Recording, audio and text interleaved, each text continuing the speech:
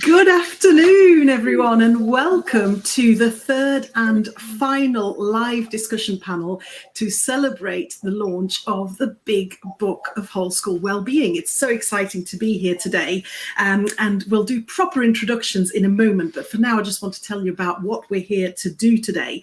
So we are here to celebrate the launch of the big book of whole school wellbeing, which came out a few weeks ago, and Thérèse and I will be co-chairing today.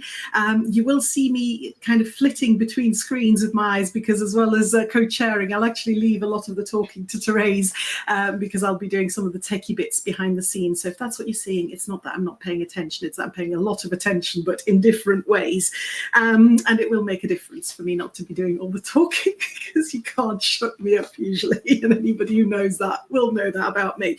So Thérèse will introduce me. I think we're getting a bit of echo feedback again. Just make sure that everybody's muted. There we go.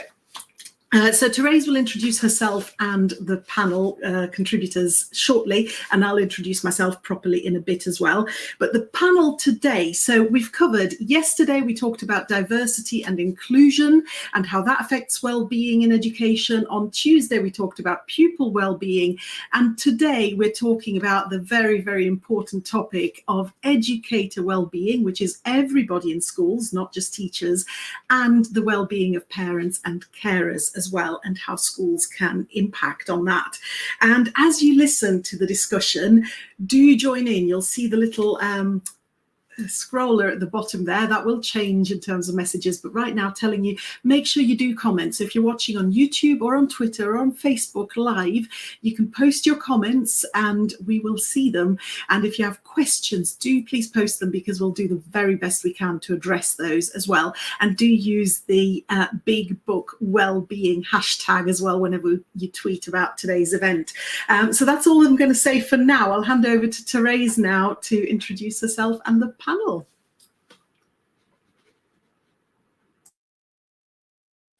Yeah, I was on mute. Not a good way to start, but hello everybody, and really delighted to be here, and thank you so much our authors who are here too, and Andrew, who's our forward writer. So I wanted to introduce Kimberley first, who's my co-editor, our co-editor, and we've written a chapter together as well, Kimberley. So Kimberley Evans is an experienced teacher, higher level teaching assistant and heritage educator. After seeing so many people leave education due to unhappiness and workload, she set up Nourish the Workplace to make a difference to the profession she loves. Nourish the Workplace gives schools the tools they need to prioritise and celebrate staff wellbeing. It gives every member of staff a voice and helps the school recognise their staff and their particular needs. So welcome, Kimberley. And I know that staff wellbeing is a very much a priority for you. And we co-wrote a chapter called Self-Care for Busy Educators with Maria Brosnan. And I just wanted to ask you a little bit about this chapter. There was a particular point where we got to discuss the oxygen mask when we were writing this chapter. And it's a phrase that is used a lot in education when we talk about wellbeing, but you've got a really interesting take on it. So I just wonder if you can share with our audience about the oxygen mask. Yeah, when I talk about this on my trainings, I say, right, stand back, because this is a bit of an interesting take on it. And I'll preface this with a big apology to Patrick Otley O'Connor, my wellbeing superhero. This is absolutely nothing against Patrick, anything you say or do, because you do such amazing work with getting the oxygen mask analogy over to people. But when you've kind of taken on board, let's say it this way, when you've taken on board what Patrick said about putting the oxygen mask on first, I then want you to maybe stop and think about why you're putting it on, because we talk a lot about putting your oxygen mask on first so you can help others. And why are we doing it so we can help others? Why are we not doing it so we can just do it ourselves? Why are we not saying to people, put the oxygen mask on because you're worth it? So that's my take on it. So yes, I know we're in this profession because we want to help others, and I get that. I totally understand that. But also put that oxygen mask on because you are worth it and you deserve to flourish. You deserve to be happy. You deserve to love your job and love your life. So put that oxygen mask on, do the work with wellbeing that we're going to talk about today, and really, really think about doing it for you, because you're worth it and you're worthy of that oxygen mask purely for you. So that's my big hot take on that. And it is, I know we had the discussions about this because it's such a well-known phrase. It's used so much in wellbeing. And I just think, actually, we do need to do it for ourselves. We do need to take care of ourselves. I know I was reading a Twitter post today, and it was just saying about a teacher who's, and I know, Steve, I'll talk to you about this in a minute too, but who's completely starting to burn out. And just, very early career teacher who just was saying, I've got too much on, there's so much going on. And actually, those teachers who are feeling that way actually need to be thinking about, what can I do for me? Actually, what is it that is in my toolkit? And also in our chapter, I know we talked about that toolkit, didn't we? So and the 5 steps framework. So is there anything you'd like to share? Obviously, I'd love to share lots from it, but I want you to share about it, Kimberley. So is there anything you'd like to share about it, or should we both share a little bit? Yeah, which it's a and I feel bad because Maria's not here to be our the third member of our team. It's about really prioritizing you, really, and there are some, we have included those 5 easy steps, because it can be really overwhelming, can't it? And we think that you just get bogged down, don't we, and really, really overthinking it. Whereas if you look in the book, then there's those five easy steps of I'll run through them. What you're tolerating, delicious daily habits, healthy boundaries, healthy communication, healthy flexibility. And within them, there are some really easy things, and you read them and you just think, oh, I can do that. I've been doing this. We kind of just we don't want to interrupt our lives. We don't want to make the changes, but actually we've got to make the changes. So we have got to make the point of, we need to change things, do a pattern interrupt. We've got to change how we're living so that we can be happier. So pick up the book, find some of those 5 daily habits and give them a try. And also, don't be worried about them not working. Dip into it, say you're going to try that, and then go, do you know what, that didn't work at all, but at least I tried. Do some yoga, go for a walk, and then go, do you know what, I don't like walking. I hate walking, but I'm going to try swimming next. And you might love swimming, and that might become your next delicious habit. And it comes in with the healthy flexibility at the end. It doesn't have to always be the same. You don't have to do the same as everybody else, and you don't have to do the same thing every week either. Exactly. No, and I always say, when I'm doing running staff training about staff wellbeing, I always say, create tiny achievable targets for yourself. It might be that actually calling the swimming pool to go swimming is your target for that week. It might, some people set themselves up to fail by saying, I'm going to go swimming 3 times this week, when actually that's not realistic. So setting up really tiny achievable targets for themselves is what's important. So thank you, Kimberley, that's wonderful. And I'm going to speak to Steve now, Steve Waters. So I know, Steve, we've spoken at a few conferences before, haven't we? Our Happy Schools conferences pre-COVID. So it's wonderful to see you here. And you've 40 years experience in secondary education, teaching English and drama, and as a local education authority consultant. You're the founder of Teach Well Toolkit, a school wellbeing membership service which supports head teachers and wellbeing leads to build a culture of staff wellbeing and mental health. In addition to contributing chapters to the Big Book of Wellbeing, and you've got 3 chapters, you're author of Cultures of Staff Wellbeing and Mental Health in Schools. You're founding fellow of the Chartered College of Teaching and an elected member of council. You live in Manchester and have 4 grown-up children. So, Steve, you've got 3 chapters. I was reading this today, and I've obviously read the book quite a few times now, but I was having a little look at your chapters today. And can you tell the audience what your chapters are called? That's a good question. One of them. Tell us what one of them is called. So the chapters are called Water is Draining Away, Burnout and Retention. And then there's a chapter on self-care in retaining early career teachers. And there's also a chapter on looking after early career teachers right at the front of the book, called Leadership in Retaining Early Career Teachers. So although there are 3 chapters, I like to think of them as interconnected, because they are, and they look very much at staff wellbeing and mental health, which is my niche and my passion in working with schools. Yeah, and that's what I really noticed. They are very interconnected. And one of the statistics that you share in your chapter states that 33.3% of newly qualified teachers leave in the first year. Why do you think they're leaving? I think that's probably in the first 3 years. The majority of early career teachers leave by the end of the 3rd year. And then the next statistic is that the majority then leave, if they haven't left by the end of the 3rd year, they leave by the end of the 5th. And the reason for that is, from what early career teachers tell us, is that they are burnt out.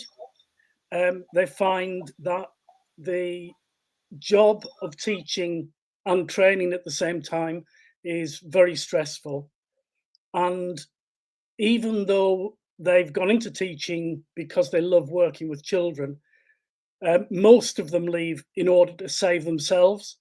So it's referring back to what Kimberley said about the oxygen mask, is that when you've got that oxygen mask on, you need to take care of yourself, rather than I put the oxygen mask on now I'm taking care of other people.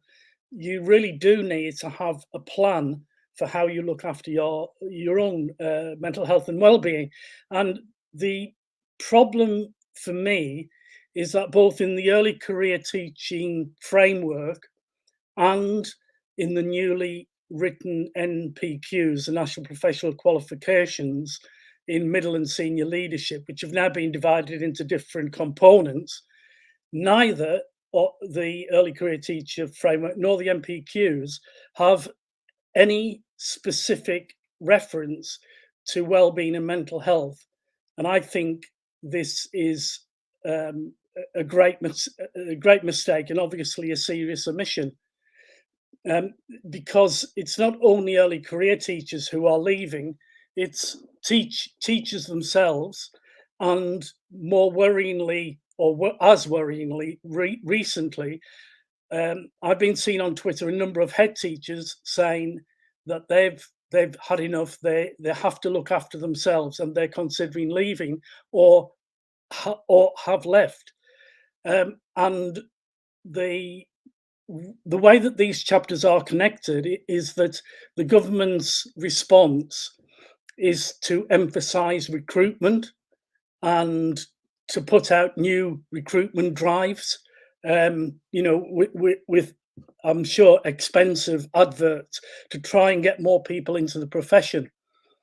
But in my chapter headed "The Water's Draining Away," I use the analogy that you can pour water into a barrel, but if the barrel is leaking at the bottom, then you're not going to solve the problem, because the barrel is never going to be filled. And that's what's happening with teachers, that we are trying to get more teachers into the profession, but we have no strategy for looking after them when they're there. So there are wonderful schools out there, and you mentioned Patrick Otley O'Connor, and he's in the vanguard of head teachers looking after their staff at West Holton High School in Bolton. But leaders are not trained in mental health.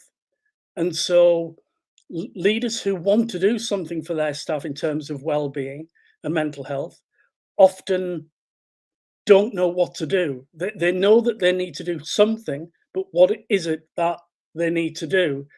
And so that's where my work, or the majority of my work, stems from, that I work alongside head teachers and bring a combination of expertise as a teacher and as a senior leader, and my knowledge of mental health, not only from the qualifications that I've got, but also from the experience that I've gone through as a teacher myself.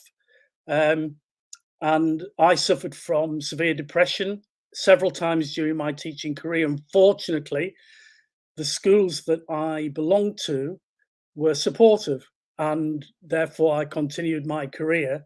And despite having a diagnosed mental health illness, I continue, I think, to perform at quite a high level.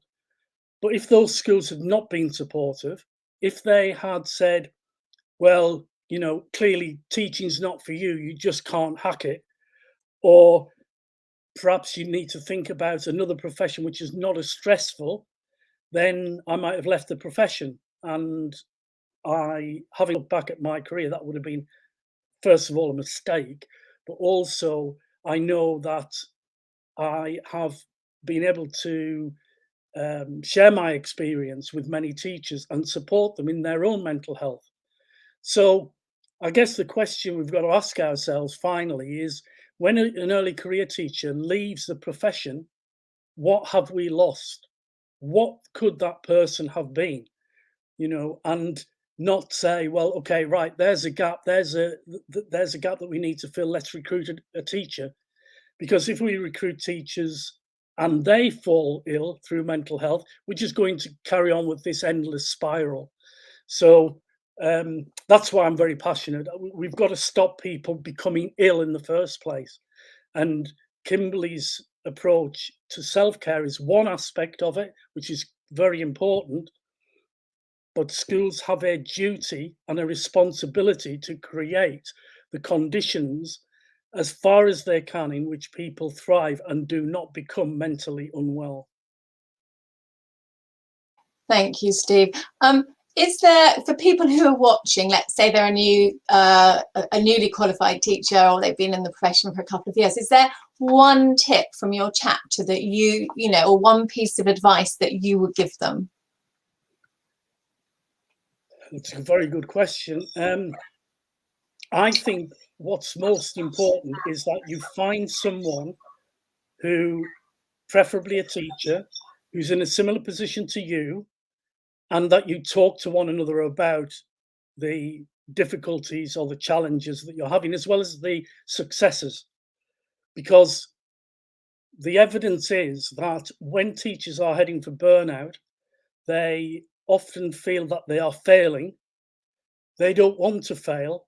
And if they're in a school which highlights failure, they will mask it as long as they possibly can. And then once they start trying to deal with things by themselves, they shut themselves off from other people. And then it's a downward spiral into burnout. And if you're not careful, you head for some quite dangerous territory. So you need somebody that you can share with, talk to, offload, and just say, oh, you know, that was an awful day. Just everything went wrong. If you don't have that somebody, and again, it could be a partner, it could be a member of the family, that's fine. But I think you also need somebody who's in the profession to understand exactly what it is that you're going through. I think from our chapter, Kimberley, I think was also really important is that boundaries. You know, with early career teachers, I often feel that I've been remembering back to myself being an early career teacher, always wanting to do well, perform, you know, be a highly performing kind of teacher, succeed, move up to the next level in terms of management, and just being incredibly enthusiastic. And actually, you know, that something, and I didn't realize when I was a young teacher that actually I had to take care of myself. I just thought, oh, I just keep giving to the children. That's my job. That's what I'm there to do. I didn't actually realize until I started to burn out that actually I had to look after myself. So sometimes I do think with our young teachers, we need to give them permission to actually care for themselves and create boundaries that, you know, there's a time frame on how much you work during the day and create a cutoff. And we've got great head teachers, as you say, Kimberley, like Patrick. And I also work on the Wellbeing of Waters schools, and I see amazing schools who are doing incredible work with school leaders. But it's often ourselves we have to look at, you know, how I need to say no. And that was one of the things we said on our chapter, wasn't it? That ability to say no sometimes too. So, thank you, Steve. And Andrew, you are forward writer of the Big Book of Whole School Wellbeing. I know you've also had a book, a couple of books published, and one published just recently.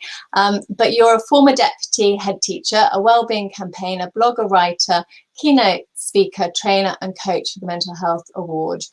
You're also co-founder of the Healthy Toolkit and author of the Wellbeing Toolkit and the Wellbeing Curriculum. And you're also a forward writer.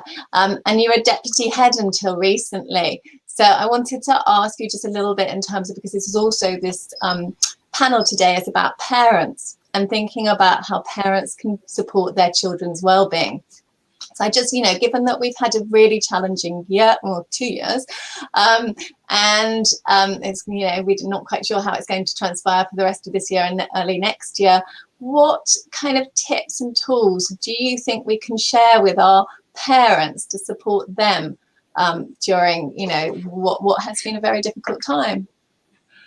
Yeah, that's a really interesting question, because we're dealing with children who faced a really challenging 18 months plus. The parents will equally have faced that, because parents have suddenly had to become teacher at home for 2 extended periods within the last 20 months. And on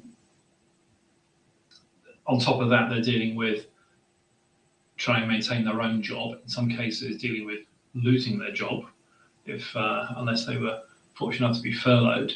And all of a sudden they were put in a position where they were faced with so many more challenges, having to work online, having to provide supplies of paper and pens, which they certainly didn't have before. And we do see a narrative that, oh, no, we're back to normal, children are back, and the rules apply in the same way, and work applies in the same way. Well, quite clearly it doesn't, because if we think about our children who've gone to year 7 this year, the last uninterrupted year that they will have experienced would have been year 4. Half their Key Stage 2 experience has been disrupted, and the start of their Key Stage 3 experience has been disrupted. If we think of our children in year 3, their last uninterrupted year was their reception year. So it's going to be massive amounts of change. School has been there, but the way school looks has been very, very different indeed. And we need to consider how open we are to our parents. Are we supporting our parents in adequate ways, or are we just expecting attendance, homework, work completed, and assessments turned out in exactly the same way as they were pre-2019? I think there's an awful lot that we're unsure of right now.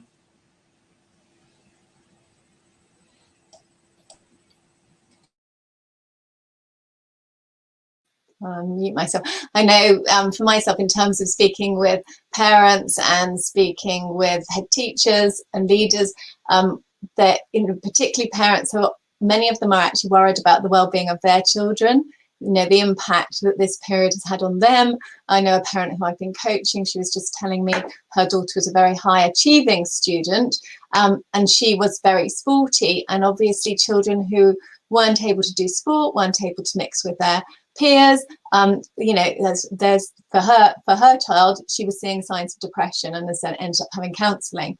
So I just think, for many parents, they've got concerns, and thinking, I think, in terms of the chapter that we've written, Kimberley, too, and I think Steve, some of what's in those chapters can be very supportive for our parents as well. Yeah, Kimberley. Yeah, and a lot of what we were talking about yesterday on my other panel was talking about, we were talking about listening, and about listening with your, and Chris really had a brilliant saying, and I'm going to not do it justice, but he said, listen with your ears, with your eyes, and with your heart. I'm sure they're the three things that he said. And that's what we can do with parents, just like what Andrew was saying, is really being open to how it's affected the parents and understanding. And if the homework doesn't come in, then listen to why the homework's not come in. Sometimes it might be that the child's just not done it because they were just as pre-COVID, they'd just chosen not to do their homework. But it could have been that they'd gone home last night and their mums had lost their job, and the whole family was in crisis. And if we're not open to listening and really paying attention to the finer details, which again is another load that we've got to put on teachers, which is why the wellbeing is important, but we have got to really listen and encourage all the staff, I think, can be involved with this. You know, your administrators, your front of house people who are there, they're the ones that are seeing the parents. They can be a mine of information. Sit down, talk to them. Leaders, take some time to sit down and talk to your office staff and say, come on, what have you heard about, certain families, what's going on in the village? What do you know? The TAs often are people who live in your community. What do they know? Not from gossip, but how can they help? Because sometimes a parent might just need a little bit of a helping hand, just to say, do you need some help? We've noticed these things, is there anything we can do to help? Or just a flyer in a book bag maybe even could really, really help. And I think then we can all work together as one big cohesive unit then. We often talk in schools about noticing when staff behaviours change, but also it's noticing if parent behaviours change too. Fred, you had your hand up too. Yes, thank you. I just wanted to say that obviously all these things we're saying, we've talked quite a bit about COVID, but this is not a book about COVID. And I just wanted to make sure that our viewers know that. And, all of these things we're talking about, of course, apply outside of COVID times as well. Listening to parents, listening to teachers, paying attention to retaining staff in schools, etc., is applicable at all times. It's just that it's been amplified through the COVID pandemic. And I think what it has done is that the pandemic has shone a light on just how important all this stuff is and how important well-being is. I wish that perhaps from a controversial, but from a government perspective, that this had been seized as an opportunity actually. So I would like to throw the challenge out there to everybody that's reading the book, to everybody that's watching, that we can take this opportunity. There is all this talk about deficit and about what we've lost, but actually there are so many opportunities, and we've learned so much through the pandemic, and if we apply that, we can really make a huge positive difference to well-being. But I'll shut up again now because I'm not a panelist. So. Appreciated. That's really appreciated. And I do think there are opportunities in this period, very, very much. And pre-COVID, we were having challenges. I know Andrew and I were speaking at a conference, and Kimberley, you were there too, a wellbeing conference, and that was pre-COVID, and we were talking about wellbeing and our crisis in education then. So actually, this is very much for any period of education, and within the last 5 years and ongoing. So thinking about future focus, moving forward, thinking about who is responsible for wellbeing in our schools, and I'm putting that out to all of you, including you, Fred, too.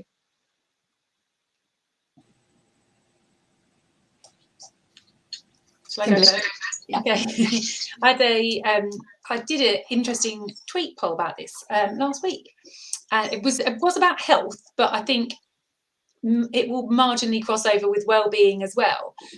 Who is responsible? The individual, the school, a bit of both. And it did come out massively on a bit of both. And that was kind of pleasing to see. There was about 10-15% though that just said the individual, which I thought was quite interesting. And maybe they're the schools that really need our help the most, because it is both. So the school have got to put the things in place. In my eyes, the school needs to put the systems in place to allow the staff to be able to look after their well-being. You need to be able to go to the toilet. You need to be able to go to the toilet so you can drink. So many people say to me they don't drink all day because they can't get to the toilet, because the toilet is 10 minutes walk away and they haven't got the time to go to the toilet and then get to their next lesson on time. They haven't had anything to eat all day because they haven't got access to a fridge or they haven't got access to a microwave. So school have got to put in the systems to enable staff to make the choices, the right choices, to look after their well-being, and then it all works together. And then staff do have to take that on board. They have got to do the work themselves. They can't. It's not all down to your employer. You have got to do the work yourself as well. You can't moan at your employer about being stressed and having too much work to do if you're not looking after yourself. You know, if you're not eating properly, if you're not getting to bed at a sensible, if you're staying up until really late watching TV, drinking a bottle of wine, and then getting to work the next day, and you can't cope with the class and you can't cope with the workload, then you know that is on you. And so it does work both ways. And there are easy things for both sets of people to do. That's my big message there. It doesn't have to be a big thing. There are very, very easy steps for both schools and for educators to be able to do. Yeah, it's for schools and individuals. So it's an amazing toolkit. Andrew, did you have your hand up? Yes, Thérèse, I did. Yeah, I really echo what Kimberley said there. But from my perspective, having been a senior leader, I think it's incredibly important that the well-being message comes out very clearly from senior leadership in the school. It doesn't necessarily have to be from the head, but if senior leadership are expressing very clearly that well-being is their priority, and I've always proposed it. You need to be strategic about it. And anticipating proactively what may happen rather than reacting to something that has happened.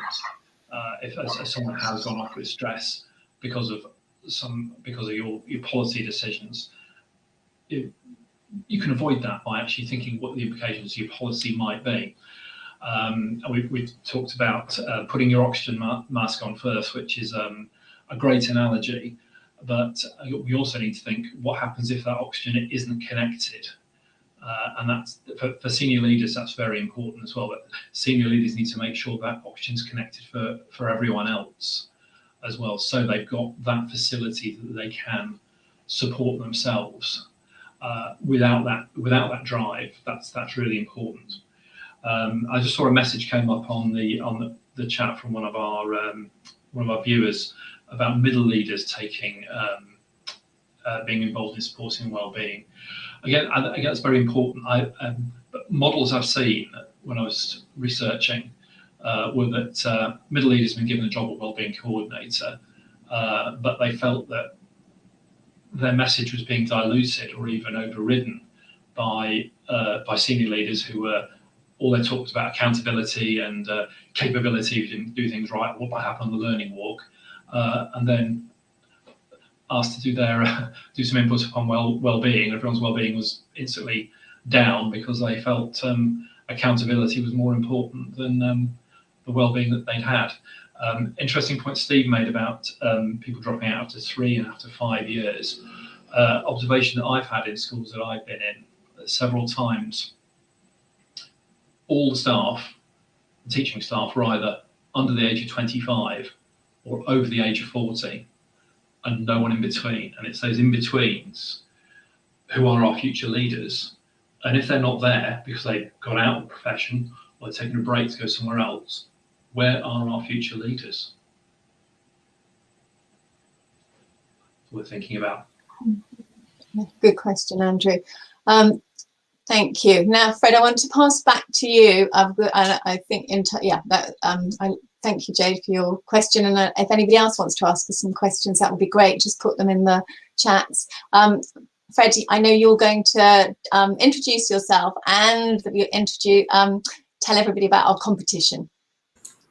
I am, but you're doing yourself a disservice, Thérèse. You haven't introduced yourself. So would you like to do that first, and then I'll introduce myself and talk about the competition? It's always a bit I hate.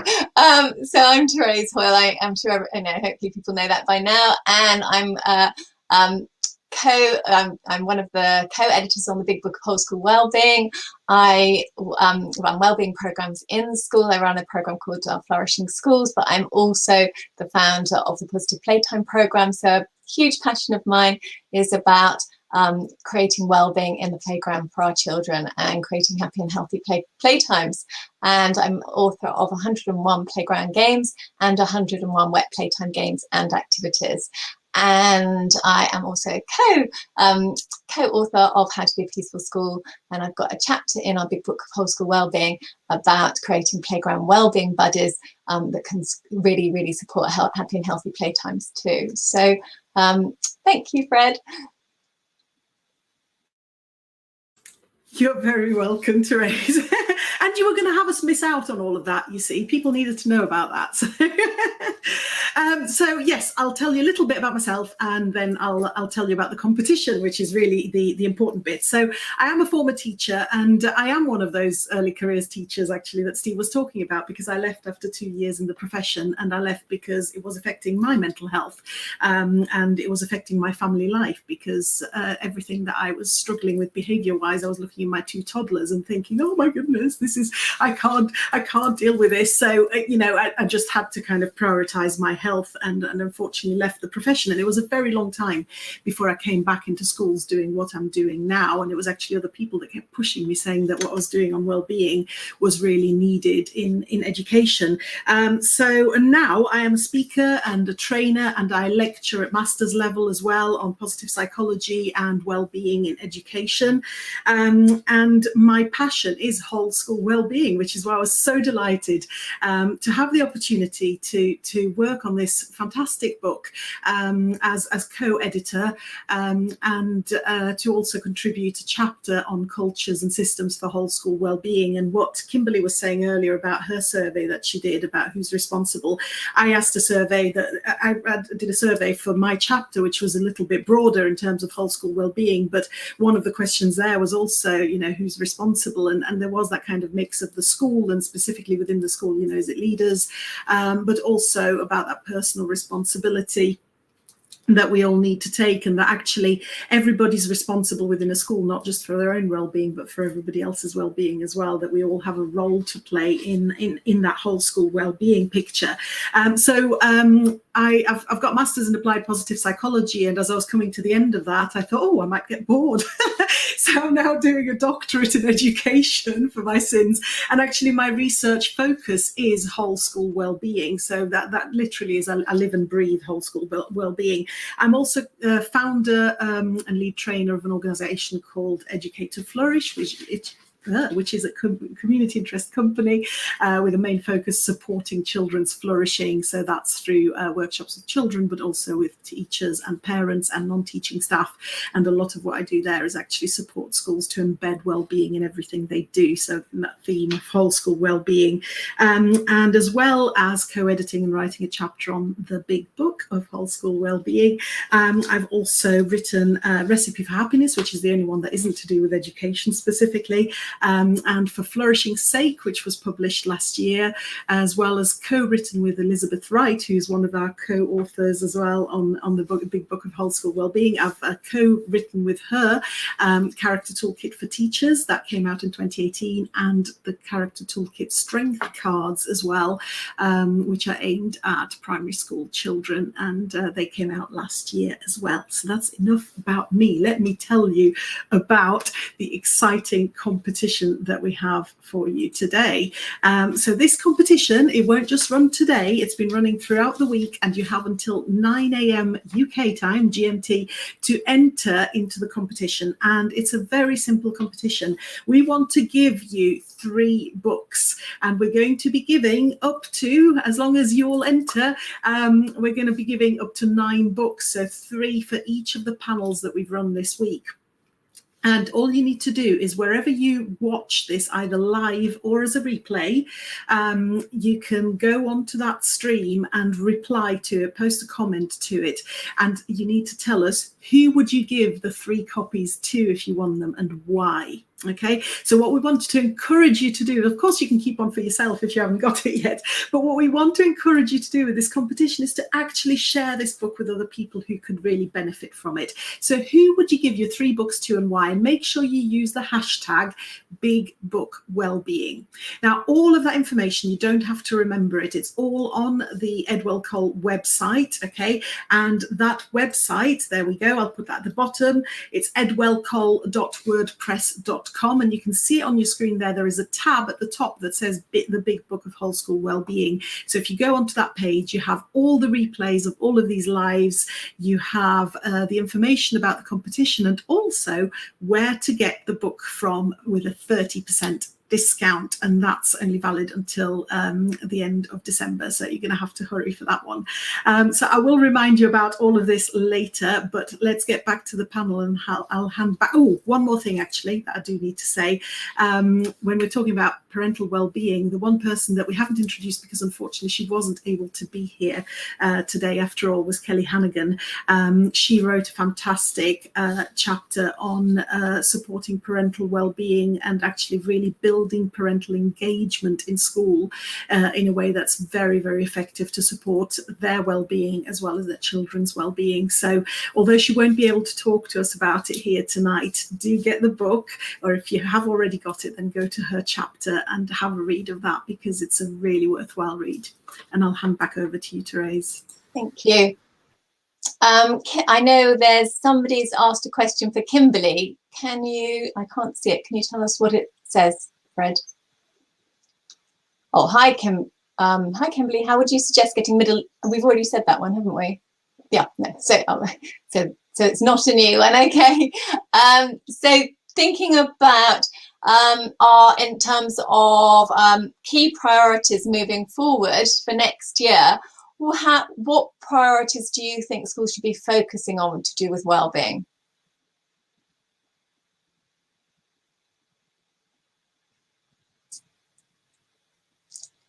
Kimberley, did you answer? That's fine. What should we focus on? Understanding that COVID's still here.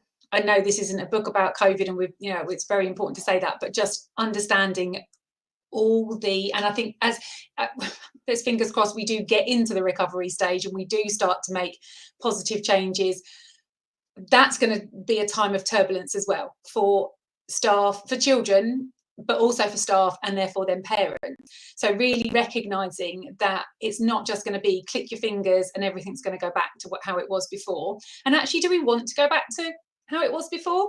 And I was talking to people about this last week and say, okay, what have you gone back? What have you not brought back, and why?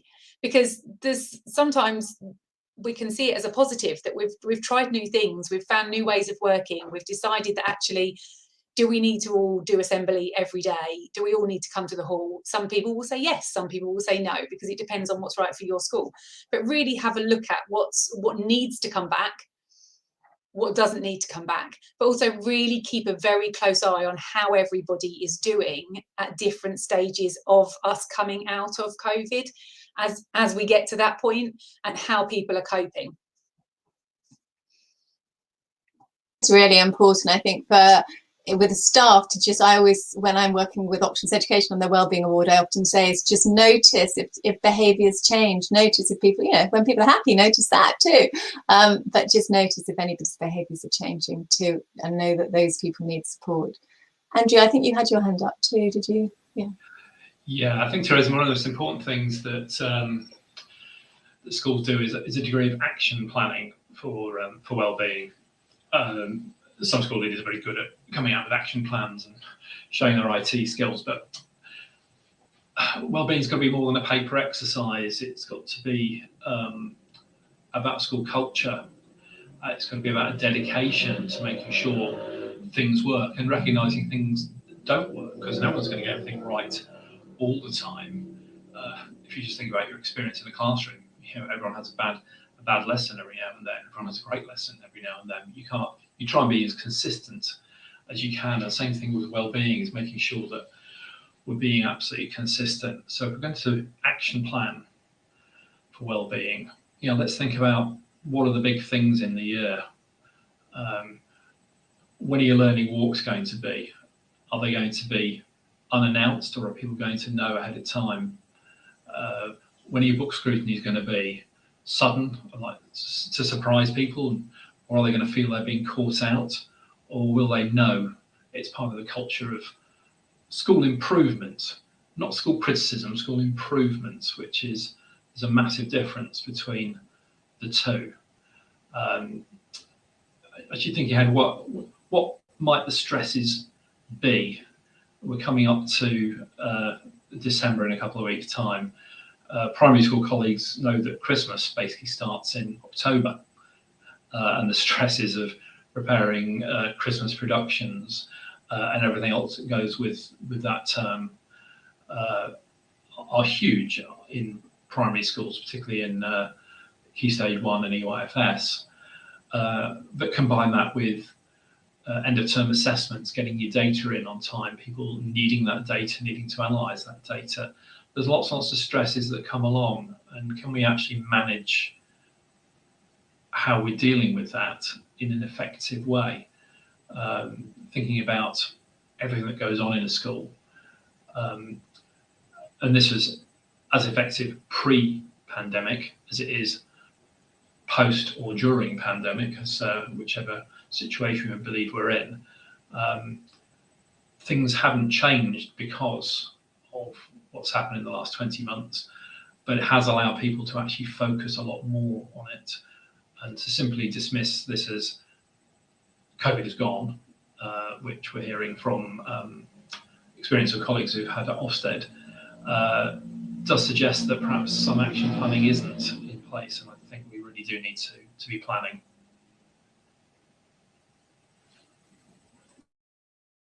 Thank you, Andrew. I completely agree with that in terms of we can't do wellbeing unless we've got a plan, because actually if you haven't got a plan, you can end up somewhere else that you hadn't planned to be. So actually there needs to be consistency, and everybody needs to be working together, and there needs to be delegation of who's doing what, and that, including our child wellbeing, but also including our staff wellbeing, and the whole school, it being a whole school way. And lots of schools I work with do say to me, wellbeing's at the heart of everything we do, and actually that's what it needs to be. But it can't be a word on a wall, it needs to actually be lived in people's hearts. So sometimes we have our wonderful values, but are they being lived with everybody through the school? We can say that we're kind and caring, but actually there are teachers who are actually talking about somebody behind their back and being very unkind.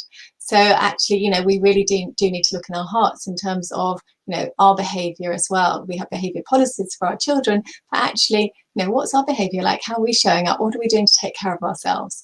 What are we doing to take care of each other?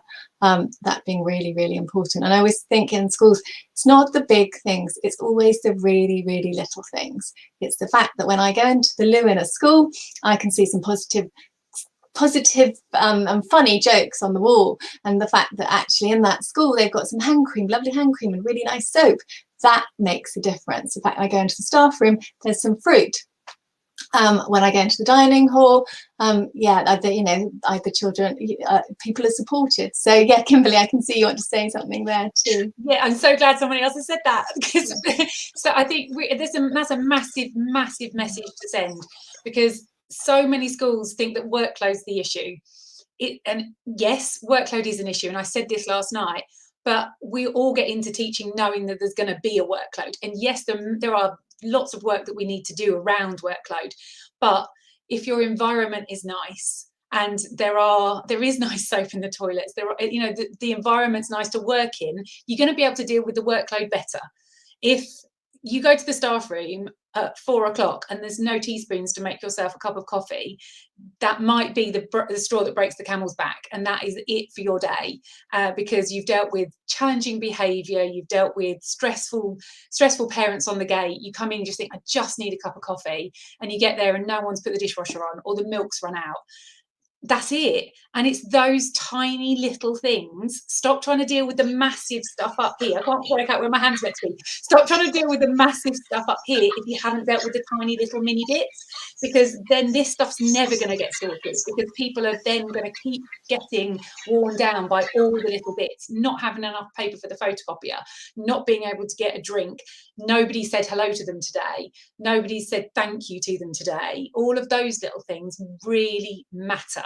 So yes, bigging up the soap in the toilets, is a big deal. And and it needs to happen in the gents as well, Andrew. Yes, Andrew's just sent us a private message. You know how much work I do with men's well-being. It needs to, representation was a message we put across yesterday. It still needs to be done with the men as well. It really, really does. It needs to be, everywhere. And just that smile when you walk in the morning, that somebody smiles at you. I remember, in my teaching career, I remember walking down a corridor and this one person just ignored you every time you walked in. And, it does happen. But actually, we need to recognise people. We need to smile at people. If you're having a bad day, fine, that's fine. But actually, we need to be conscious of who we're showing up being when we're walking through the school gates. So, yeah, Andrew. Just picking up on that, Thérèse, about meeting, greeting everyone. I remember from my days of teacher training, we were told, know your class, which actually any good teacher will know that, know your strengths and weaknesses. You should know your staff as well. And have a conversation point. You should know the names of their partners, their children, their dogs, whether they've been on holiday. You've got a point of conversation with them. If your conversation is purely work, then you're losing a human touch with them. But also to pick on what Kimberley said about, you have a great point about no coffee cups at the end of the day, no teaspoons. An example is often given by schools who think they're delivering wellbeing is putting cakes on the staff room table. But the analogy to think about there is, what about those staff that can't eat cake because they've got some dietary requirement? What about those who are on duty and the cakes are all gone by the time they get there at lunchtime? What about those that their well-being isn't served by cake? They'd rather have something else. So there's a bigger picture we need to be aware of.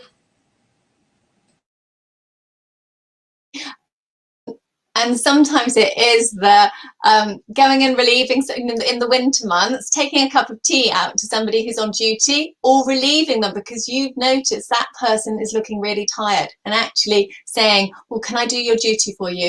Your morning break duty, and just little. It's always the little things. I remember, I'm just going to put one of my little analogies in, but I remember having a terrible time with my teenager, and life happens to us. And she's very gorgeous now, but she was very hard work as a teenager. And I remember actually bursting into tears in our staff room. And the following day I got to work, and there was a bunch of flowers there for me. And it's stayed with me because it was a little thing that somebody did that just the following day I just thought, oh, this person really care. People care. And it wasn't actually a head teacher or a deputy who did it, or any of the leadership team. It was one of my TAs. So actually, it is about everybody working together, and every member of staff pulls together and makes that team. So our TAs, our lunchtime supervisors, I know you talk about this too, Kimberley, are really, really important. And it's thinking about, how is everybody working together? How are we raising the well-being of everybody and them all being included? So I know one of you wanted to say something. Steve. Just picking up on that point that you've made, a very simple strategy is that every member of staff is paired with another member of staff, and they look out for each other.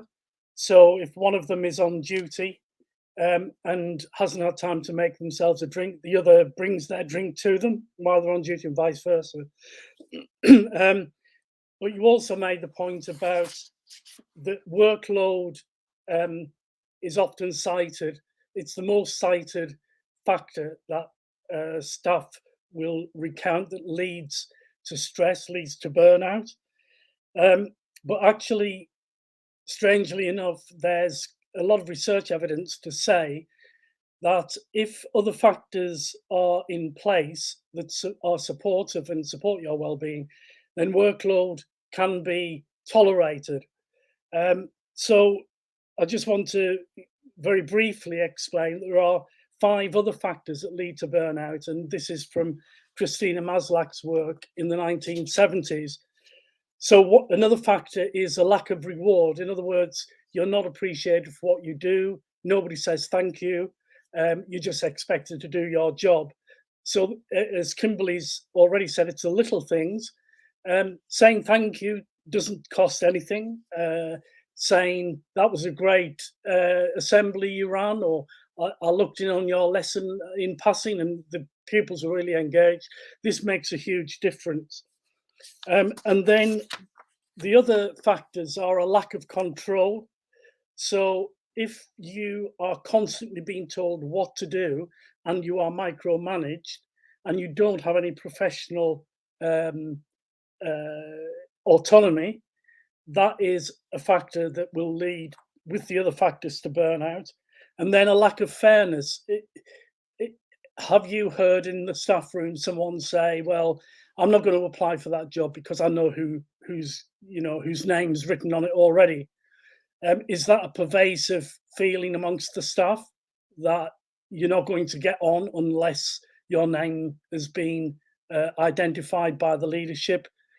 And finally, a conflict of values. And I think this is where it affects early career teachers most, that you go into teaching with a set of values that you believe that you can extol or you can model during your teaching. And then you find that actually your values don't coincide with the school's values, that the school, for example, is very much believes that high stakes accountability is the only way to raise standards.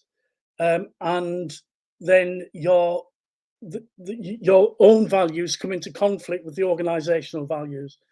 You put all those 6 factors together and they cause burnout, not only in teaching, but in any occupation and in any business and in any company. And it's been demonstrated time and time again. Strangely enough, the name Maslach and the 6 factors of burnout doesn't figure in training as a teacher, nor does it figure in leadership training.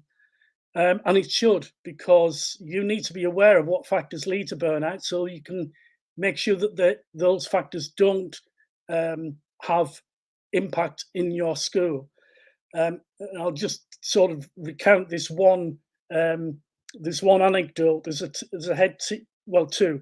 There's a head teacher called Jeremy Hannaghan. He runs Three Bridges in Southall, Three Bridges Primary, and he's cut all forms of high stakes accountability. That doesn't mean that the staff do as they wish, but for example, instead of observations, he pairs teachers together. They observe one another. They don't report back to him. He allows them control to develop their own professionalism. So that's, the question is, do we need high stakes accountability to raise standards? I believe we don't. And then there's the other anecdote where a head teacher called Vic Goddard at Passmore School in Essex is totally authentic and honest about his own mental health. So 2 Christmases ago, he came back, he put on weight, he said to the staff, right, I've been really stupid.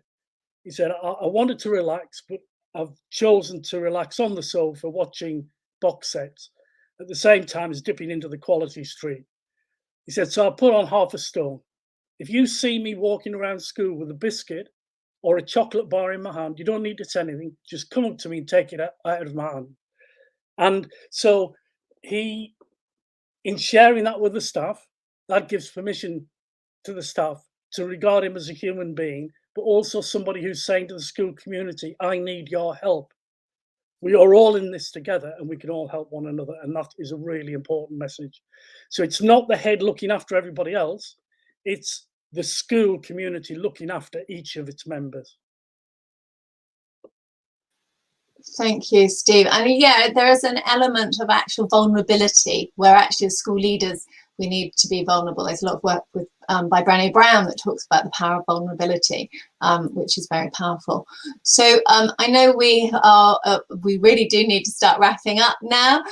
We don't have much time left. I know this our book has come out of our Education Wellbeing Collective, and we're going to be talking about that more on Sunday when we do our draw. So hopefully if you want to join us on Sunday morning at 9 a.m, we'll be doing the draw, but we'll also then tell you how this sorry, Therese, 9:30. 9:30, I must get that right. So we'll be talking about how our Education Wellbeing Collective came into place, and also about how to join our Education Wellbeing Collective if you'd like to, which I know Fred will show our website details in a minute. I think they're at the bottom banner where you can actually, if you want to join our Education Wellbeing Collective Facebook page, do go to that WordPress site. And so we'll tell you a little bit more about how the book came into being on Sunday at 9:30. We'd love to see you there. And I'm going to pass back to you, Fred. And I know you're going to share the competition again, I believe. I am. Thank you very much. And I just wanted to say thank you as well, Jade, for your comments, and glad you've enjoyed the session. And of course, everybody that hasn't been able to join us live, remember that this is actually available as a replay. So those of you who have been watching, share it with other people as well so that they can watch the replay. So yes, I will mention the competition again. So here you go. So all you need to do is to reply to one of the live streams on either Twitter, YouTube or Facebook. So you can do that until 9 o'clock on Sunday morning, because that gives us a little bit of time to organise the draw. And you need to tell us, if you win 3 books, who would you give them to and why? And make sure you use the Big Book Wellbeing hashtag. All the information is on the Edwellcol website, so you don't have to remember it. It's edwellcol.wordpress.com. It's there scrolling at the bottom of the screen right now. And on that page, on that website, you can see that there is the Big Book of Whole School Wellbeing. There's a tab for that page, and on that page you will find everything you need to know about the book. So it's got information about where to buy it for a 30% discount, whopping 30% discount that Sage have put on for us, both as an ebook through ebooks.com and through Sage themselves. Also, how to enter the competition. The reminder is there, and you can also from there follow the link to the Sage website to read about all the chapters, so you can find out exactly what's in the book and also have a little sneak preview inside the book. So it's a really good page to go to. And yes, if you want to join the collective, then edwellcol.wordpress.com has all the information about our public Facebook page, about our Twitter account, how to contact us by email if you need to as well. So do contact us. We will be drawing at 9:30 on Sunday morning, again on Twitter, Facebook and YouTube, and we'll be doing that live, so you can enter until 9 o'clock on Monday morning. So I think, Thérèse, is it time for me to just thank everybody now, and then we'll wrap up? So I would like to thank all of you for joining us today live, and for joining us on the panels yesterday and on Tuesday as well. And a huge thank you to Thérèse for co-chairing with me today, and actually doing most of the chairing as I was tinkering away behind the scenes. And a massive thank you to our panelists today. So I'll go through you as I see you on screen. So Kimberley Evans, thank you so much. Andrew Cowley and Steve Waters, thank you all so much. And we'll see you again soon. I'm sure we'll have future events. Thank you. Have a great evening.